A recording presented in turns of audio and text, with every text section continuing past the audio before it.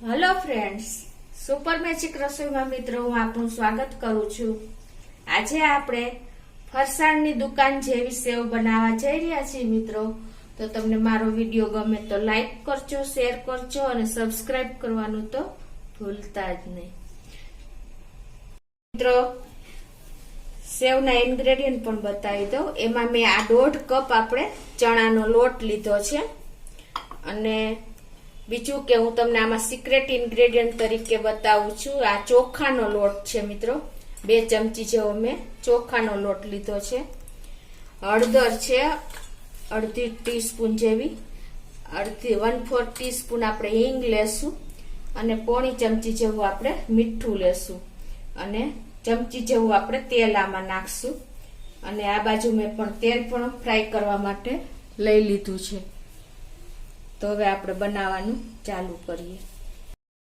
આ સેવ મિત્રો એકદમ ટેસ્ટી, બાર ફરસાણ વાળાની દુકાન જેવી જ બનશે। તમને લોકોને એમ થતું હશે કે સેવ બનાવવું એટલે એમાં શું રમત વાત છે, પણ મિત્રો તમે ખાસ ટ્રીક અને ટ્રીપ સાથે હું તમને આ બતાવીશ, એટલે તમે એન્ડ સુધી તમે જોતા રહેજો।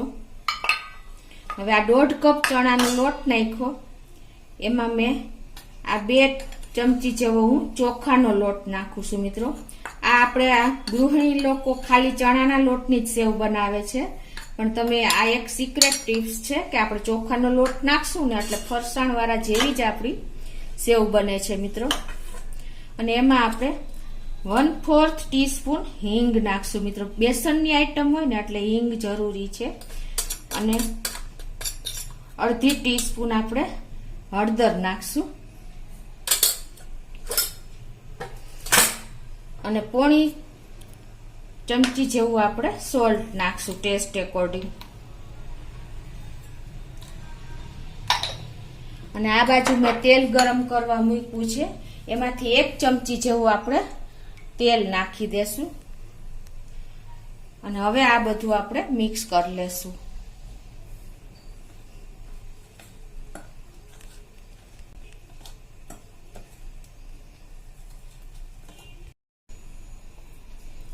હવે આ બધું મિક્સ કર્યા પછી આપણે એમાં આ રીતે પાણી નાખીને જો આ રીતે આપણે એને હાથેથી જ આ રીતે મિક્સ કરવાનું, એટલે ગંઠા ન પડે। તમને હું આવી રીતે નાની નાની ટિપ્સ બતાવતી જાઉં છું। આ રીતે તમે કરશો ને એટલે તમારા લોટમાં કોઈ પ્રોબ્લેમ નહીં આવે। અને આપણે આ લોટ નથી લોટ બાંધવાનો નથી અને એકદમ ઢીલો પણ નથી કરવાનો, એની કન્સિસ્ટન્સી હું તમને બતાવું મિત્રો। આ રીતે આપણે પાણી થોડું થોડું નાખતા જાશું અને આપણો સેવ માટેનો લોટ તૈયાર કરતા જાશું।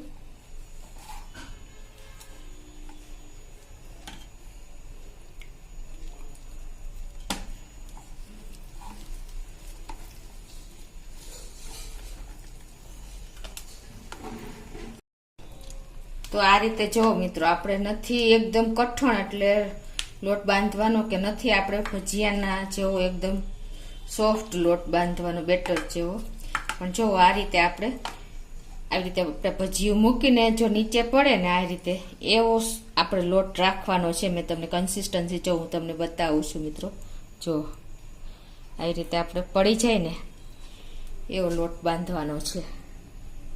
તમને ખ્યાલ આવી જતો હશે। એટલે આ રીતે આપણે લોટ તૈયાર કરવાનો છે સેવ માટેનો। હવે એને આપણે હાથેથી જ કરવાનો, તો જ આ રીતે તમે તૈયાર કરી શકશો। હવે આપણે તમને આગળની પણ પ્રોસીજર બતાવું। આ રીતે તમારે લોટ પણ હાથમાંથી લઈ લેવાનો।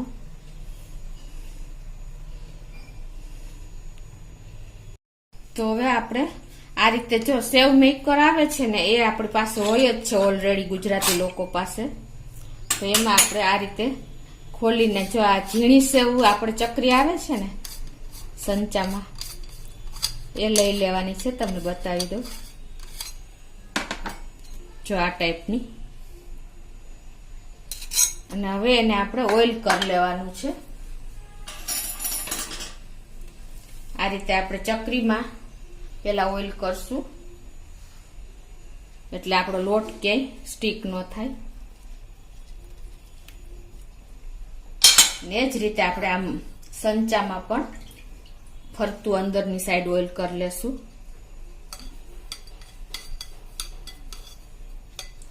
આનાથી તમને લોટ સ્ટીક નહીં થાય, પ્લસ તમને થોડું સેવ પાડવામાં પણ ઈઝી પડશે. આટલું કર્યા પછી આપણે એક સાઈડ આપણે આ રીતે ચકરી બંધ કરી દેવાની.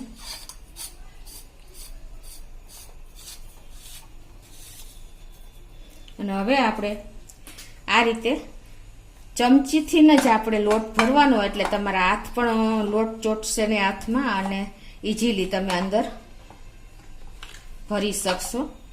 અને હાથેથી જો તમારે લોટ નાખવો હોય તો તમારે તેલ વાળો હાથ કરી લેવાનો. આ રીતે મિત્રો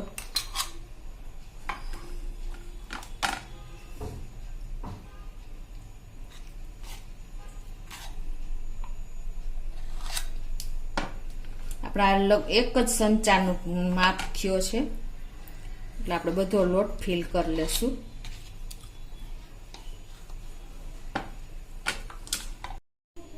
તો આ રીતે જો આપણે બધો ચમચીથી સંચામાં લોટ બધો સેવનો ફિલ કરી લીધો છે.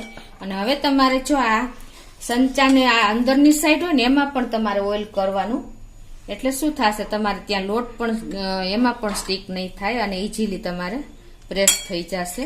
હવે આ રીતે આપણે એને બંધ કરી દેશું.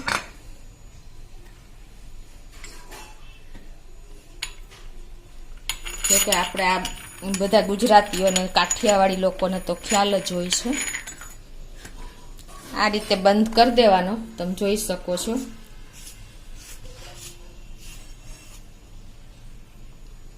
જો આ રીતે બંધ કર્યા પછી આપણે આમ સેજ ફેરવશું ને જો, એટલે સેવ બહાર આવતી જશે. અને તમારે સ્ટોપ કરવો હોય તો પાછો રોંગ સાઈડ આમ ફેરવી દેવાનો, એટલે સેવ બંધ થઈ જશે બહાર આવતી. હવે આ બાજુ આપણું તેલ પણ ગરમ થઈ ગયું છે. તમારે એને ચેક કરવા માટે જો આ રીતે એક સેજ આપણે લોટ નાખવાનો સેવનો, એટલે ખ્યાલ આવી જશે. હજી આપણે થોડું ઓછું છે, થવા દેશું. પહેલા આપણે તેલ છે ને ગરમ કરી દેવાનું સરખું એવું, નહીતર તમારી સેવ અંદરથી તેલ ચડી જશે. એટલે આપણું તેલ પણ જો અત્યારે પરફેક્ટ ગરમ થઈ ગયું છે. હવે આપણે તમને એવું ડર લાગે ને તો તેલ ગરમ થયા પછી તમારે થોડોક સ્લો ગેસ કરી નાખવાનો, અને આ રીતે તમારે તેલમાં આમ સેવ મેકર રાખીને આ રીતે તમારે ઉપરનું હેન્ડલ ફેરવતું જવાનું. તમે જોઈ શકો છો તમને. અને આપણે બહુ મોટું સેવનું પેલું પડ નહીં કરવાનું, મીડિયમ રાખવાનું. 30 સેકન્ડ થાય ને એટલે આપણે નીચેનું પડ તૈયાર થઈ જશે. એટલે આ રીતે તમારે એને ફેરવી દેવાનું.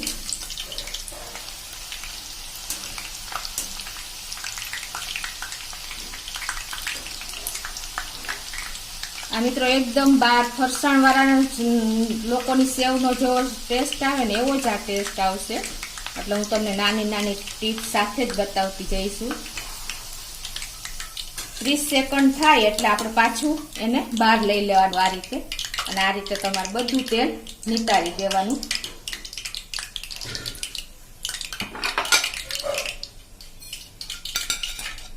તમે જોઈ શકો છો મિત્રો, જરા પણ તમને સેવમાં તેલ દેખાય છે. આ રીતે આપણે એક પછી એક નાના નાના મિત્રો આપણે ઘાણવા એક ગુજરાતી લોકો કહીએ છીએ એ રીતે તમારે આ રીતે નાના નાના કરવાના, એટલે તમારું તેલ પણ ઠંડુ નહીં થાય, પ્લસ તમારા સેવમાં તેલ પણ નહીં ચડે. હવે મિત્રો આપણે આ રીતે એક બેચ ઉતાર્યા પછી તમારે પ્રોપર પાછું તેલ મીડિયમ ફ્લેમ ઉપર ગરમ કરી લેવાનું. તેલ ગરમ થશે ને તો જ તમારી સેવમાં તેલ નહીં ચડે, નહીતર ચડી જશે. પછી આ રીતે તમારે સંચો પાછો આ રીતે બીજો રાઉન્ડ લઈ લેવાનો. તમે જોઈ શકો છો. જો પરફેક્ટ તમારો લોટ બંધાણો હશે ને મિત્રો તો તમારે ક્યારેય પણ વાંધો નહીં આવે. પછી તમારે સ્ટોપ કરવું હોય ને તો તમારે રોંગ સાઈડ આવી રીતે ફેરવી લેવાનો, એટલે તમારે નીચેથી સેવ નીકળતી બંધ થઈ જશે. અને અડધી સેકન્ડમાં જ તમારે નીચેની સાઈડ થઈ જાય છે. એટલે આ રીતે તમારે ટર્ન કરી લેવાની.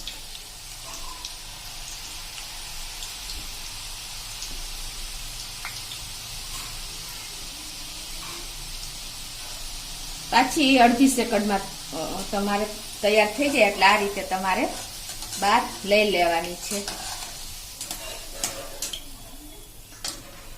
અને આ રીતે તમારે બહાર લઈ નિતારી લેવાનું. તે તમે જોઈ શકો છો મિત્રો. છે ને આપણી સેવમાં જરા પણ જો તેલ ચડ્યું નથી, ક્યાંય પણ તમને તેલના ટીપા કે કાંઈ પણ ચડેલું નહીં દેખાતું હોય. એટલે આ પરફેક્ટ મેથડ સાથે મેં તમને સેવની રીત બતાવી છે. તો આ જ રીતે આપણે બધી સેવ તૈયાર કરી લેશું. તો મિત્રો જો આપણી એક સંચામાંથી આ રીતે તમે નાના નાના બેજ તૈયાર કરશો ને એટલે કમસે કમ આપણા જો કેટલા 1 2 3 4 5 બેજ તૈયાર થયા છે મિત્રો. અને આ રીતે તમે જો નાના બેજ તૈયાર કરશો ને એટલે તમારે જલ્દી એકદમ સરસ જોઈએ એવું રિઝલ્ટ મળશે. તમે જોઈ શકો છો. હવે એની ક્રિસ્પીનેસ પણ તમને બતાવી દો. બાર ફરસાણ વાળા જેવી જ આપણી સેવ બની છે. આ મેં થોડીક જાડી સેવ કરી છે. જો મિત્રો છે ને એકદમ જો તમને અવાજ પણ આવતો હશે. છે ને તો મિત્રો તમે એક વખત તો આ રીત મેથડ અપનાવજો અને પછી મને કોમેન્ટમાં જણાવજો કે આપણી સેવ કેવી બની છે મિત્રો. તો તમને ચોક્કસ મારો વિડીયો ગમ્યો હશે. તમને ગમે તો લાઈક કરજો, શેર કરજો અને સબસ્ક્રાઈબ કરવાનું તો ભૂલતા જ નહીં.